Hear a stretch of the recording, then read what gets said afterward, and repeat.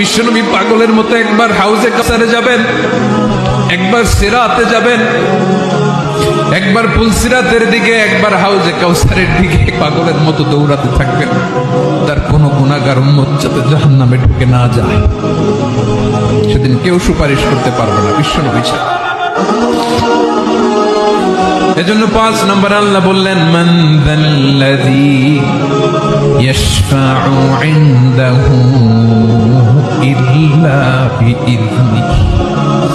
কার সাহস আছে, কার এত বড় বুকের পাটা কিয়ামতের কঠিন দিন আল্লাহর সামনে দাঁড়িয়ে সুপারিশ করবে? কারো ক্ষমতা, কারো ক্ষমতা নাই।